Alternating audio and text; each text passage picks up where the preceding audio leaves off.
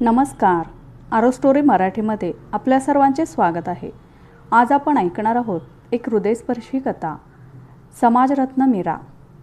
मीराच्या सामाजिक कार्याची दखल राज्य सरकारने घेतली आणि तिला समाजरत्न पुरस्कार जाहीर झाला. मीराच्या अनेक जणांनी विविध माध्यमातून अभिनंदन केले. ती सुखावली. पुरस्कार जाहीर झाल्याच्या रात्री एका निवांत क्षणी तिला इथपर्यंत पोहोचण्याआधीचा केलेला काटेरी प्रवास आठवला. मीरा आणि समीरचं एकमेकांवर खूप प्रेम होतं. ते दोघं दररोज भेटायचे, मनमुराद बोलायचे, हसायचे, खिदळायचे. पण कधीकधी मीरामधूनच शांत, गंभीर व्हायची. क्षणात तिच्या चेहऱ्यावरचं तेज उतरायचं. तिला अपराधी असल्यासारखं वाटायचं. समीरच्या ते कधीच लक्षात यायचं नाही. त्याच्या सोसायटीमध्ये त्याच्या घराच्या समोर एकट्या राहणाऱ्या जोशी आजींच्या घरीच मीरा कामवाली म्हणून राहत होती. जोशी आजींबरोबर मायेचं नातं निर्माण झाल्यामुळे समीरची सारखी त्यांच्या घरी ये-जा असायची. मीरा आणि समीरची एकमेकांशी ओळख होऊन नंतर त्यांचं प्रेमात रूपांतर झालं होतं. तो तिच्या प्रेमात एवढा बुडाला की ती कुठली, तिचं पूर्व आयुष्य कसं होतं हे प्रश्न समीरला कधी पडलेच नाहीत. तसं एकदा त्याने तिला तिच्या आईवडिलांबद्दल विचारले असता आपले आईवडील अपघातात या जगातून निघून गेले, दुसरं आपलं कोणी नाही असं सांगितलं होतं तिने. ती भूतकाळातल्या दुःखात जाऊ नये म्हणून समीरनेही तिला खोलात विचारले नव्हते. एक दिवस समीर मीराला म्हणाला, आईबाबांना मी आपल्याबद्दल सांगितले. त्यांनी तुला पाहिलंच आहे, पण भेटून सविस्तर बोलायचं आहे. मला आवडणाऱ्या मुलीशी लग्न लावतील असं ते यापूर्वीच मला म्हणाले होते. तू काही काळजी करू नकोस. हे ऐकून मीरा क्षणभर आनंदली, पण दुसऱ्या क्षणी तिचा चेहरा गंभीर झाला. जी व्यक्ती आपल्यावर प्रेम करते त्याच्यापासून आपण एक कटू सत्य लपवून त्याचा विश्वासघात करतोय असं तिला वाटू लागलं. प्रकरण जास्त पुढे जाण्याआधीच समीरला सगळं सांगितलं पाहिजे असा तिने निर्धार केला. समीर, प्रेम हे खरेपणावर चालायला हवं. माझं पूर्व आयुष्याचं सत्य तुला सांगायचं मी टाळत आले, कारण ते तू ऐकल्यावर मला स्वीकारशील का नाही याची मला भीती वाटायची. पण आता मात्र मला राहवत नाही. मी जर तुला ते सांगितलं नाही तर आयुष्यभर मला अपराध्यासारखं वाटेल.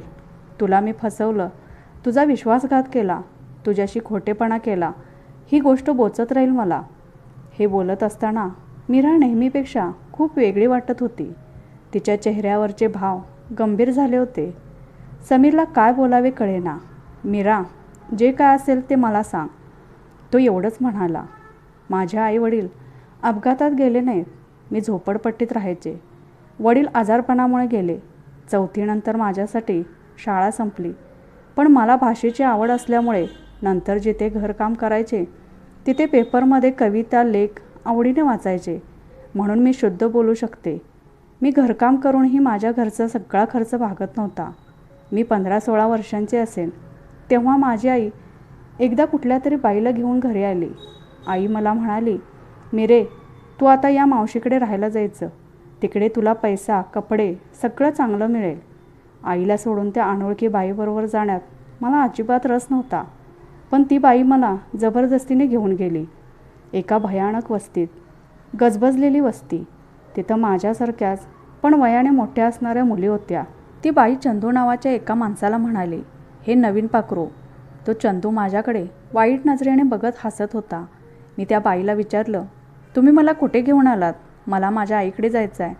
तशी ती बाई हसून मला म्हणाली, आता हेच तुझं घर आहे. याला वेश्यावस्ती म्हणतात.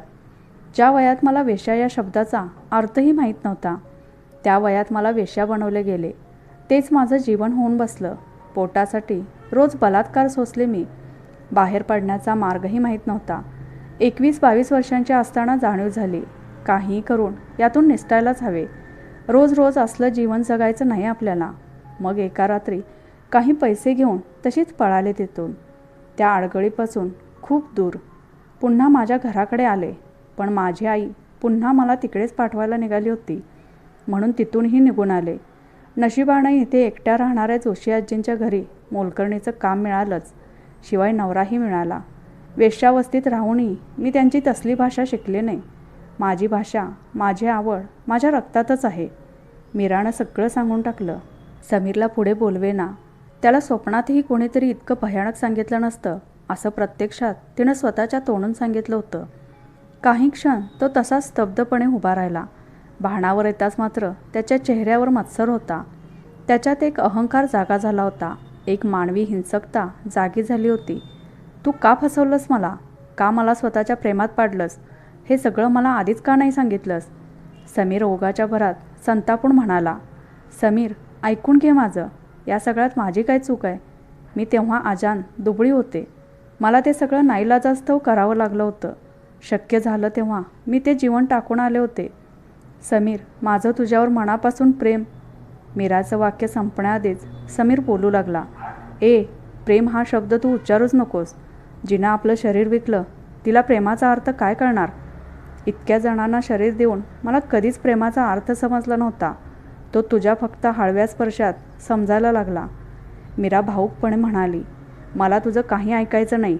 परत माझ्या आजूबाजूला फिरकण्याचा प्रयत्न करू नकोस, नाहीतर तुला आयुष्यभरासाठी अद्दल घडवेल.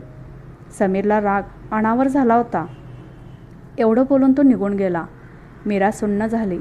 ज्यानं आपल्यावर जीवापाड प्रेम केलं तो क्षणात असा कठोर होईल याची कल्पनाही तिने केली नव्हती. डोळ्यातील आसवाने संपूर्ण चेहऱ्याचा ताबा घेतला. नजर मात्र समीर गेलेल्या वाटेवर खेळली होती. तिला आयुष्यभराचं एकटेपण दिसायला लागलं. कसं बसं तिने स्वतःला सावरलं. समीरने मीरा ज्यांच्याकडे राहत होती त्या जोशी आजींनाही मीराच्या पूर्व आयुष्याबद्दल सांगितले आणि समाज काय म्हणेल या भीतीने त्यांनीही मीराला राहण्याची सोय दुसरीकडे बघायला सांगितली. आता रात्रीचं भयान एकटेपण मीराला पोखरायला लागलं. वेदनेने कहर केला. अश्रूंचा बांध फुटला. दुःख ओसंडून वाहू लागलं. मध्यरात्रीचं तिला जाग यायची आणि तिचा चेहरा घामीघूम झालेला असायचा. पण प्रत्येक दुःखावर काळ हेच औषध असते. जाणारा प्रत्येक दिवस तिचं दुःख हळूहळू गिळंकृत करायला लागला आणि ती सावरायला लागली. तिला जाणीव झाली, आपल्यासारख्या अशा अनेक स्त्रिया आहेत ज्यांना या मार्गावर जावे लागते. त्यांनी आपलं संपूर्ण आयुष्य रडत जगायचं का? समाजव्यवस्थेच्या हिंसक बेडीत अडकून राहायचं का? त्यांचीही स्वप्नं असतात. त्यांनाही सन्मानाचं आयुष्य हवं असतं. आपल्याला काहीतरी करायला हवं असं तिला तळमळीने वाटू लागलं. आपल्या अंतरात्म्याने दिलेल्या या हाकेनं तिला ऊर्जा मिळाली आणि तिनं वेश्यांच्या पुनर्वसनाचा ध्यास घेतला. भावनेच्या भरात घेतलेला कुठलाही निर्णय सत्यात आणणं तितकं सोपं नसतं हे तिला चांगलंच कळत होतं. तिने तिचा लढा चालू केला. हरण्यासारखं आता काही शिल्लक नव्हतं म्हणून ती निडर झाली होती. तिने स्वतःच्या कामाचा व्याप वाढवला.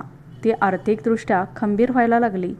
सोपं नव्हतं हे सगळं, पण तिच्यातली जिद्द तिला प्रत्येक संकटाशी लढण्यास बळ देत होती. प्रबळ इच्छेपुढे मार्गही सापडू लागले.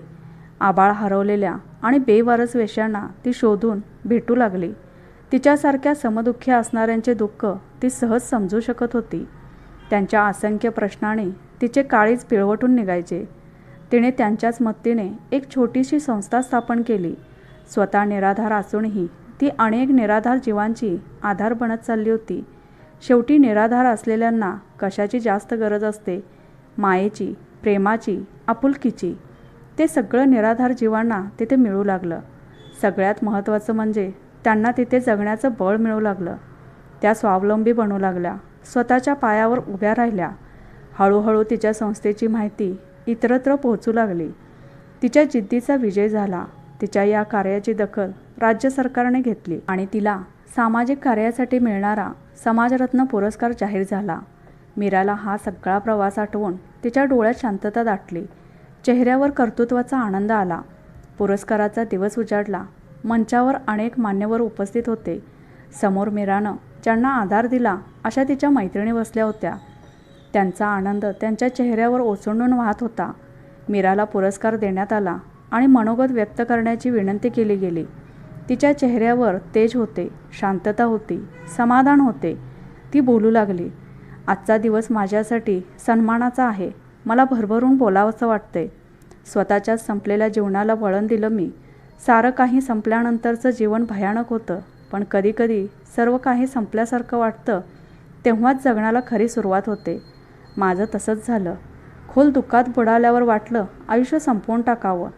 कुणासाठी आणि का जगायचं हा प्रश्न पडला. पण मग कुणासाठी मरायचं असाही प्रश्न पडला. मी मेल्यावर कोणाला फरक पडणार होता हा प्रश्नही तितकाच विचार करायला लावणारा होता. मरणच हवं असेल तर त्यासाठी एक क्षणही पुरेसा असतो. मग ठरवलं, जगूया. का जगायचं आहे याची उत्तरेही हळूहळू सापडायला लागली. मी जे पूर्वायुष्यात जगले तो माझा नाईलाज होता, पण म्हणून मी त्यासाठी उरलेलं आयुष्यही मरत जगायचं? एक माणूस म्हणून माझी ओळख का लाथाडली जावी? आमच्यासारख्यांचं काळीज दगडाचं नाही. त्यालाही भावना आहेत, वेदना आहेत, भीती आहे, इतरांसारखीच. पण हे सगळं समाज विसरत आहे. म्हणूनच माझ्यासारख्या असंख्य जीवांसाठी, त्यांच्या सन्मानासाठी, त्यांच्या पुनर्वसनासाठी लढण्याची जिद्द माझ्यात निर्माण झाली. जगण्याच्या बेडीत ज्यांचं मरण अडकून पडले त्यांना मला सन्मान, प्रतिष्ठा मिळवून द्यायची होती, म्हणून धडपडले. शेवटी सत्याला मरण नसते. तुम्ही आज माझा सन्मान केलात. माझ्या कार्याला शाबासकीची थाप मिळाली. हा सन्मान अजून खऱ्या अर्थाने तेव्हा फळाला येईल जेव्हा माणूस माणुसकीची पूजा करेल. शेवटी आम्हीही माणसंच आहोत. तिचं भाषण संपलं आणि तिच्या बोलण्यात रममाण झालेले श्रोते उभे राहून टाळ्या वाजवू लागले. तिच्या मैत्रिणींच्या डोळ्यात आनंदाश्रू दाटले होते. त्यांच्यासाठी मीरा एक वटवृक्ष होती. कार्यक्रम संपल्यानंतर सगळेजण मीराला भेटू लागले. तिचे अभिनंदन करू लागले. तिच्यावर शुभेच्छांचा वर्षाव झाला. हळूहळू सभागृह रिकामे झाले. सभागृहाच्या बाहेर पडताना मीराला कोणीतरी मीरा अशी हाक मारली. तिला आवाज ओळखीचा वाटला. तिची पावले थबकली. छाती धडधडू लागली. तिने मागे वळून पाहिले. ज्याने तिला हाक मारली तो समीरच होता. त्याच्या डोळ्यात पश्चाताप होता. जेमतेम 2 वर्षांनंतर मीरा समीरला पाहत होती. त्याच्यासोबत त्याची आईही होती. ते दोघेही मीराजवळ आले. मीरा, तुझ्याशी थोडं बोलायचं आहे, समीरची आई म्हणाली.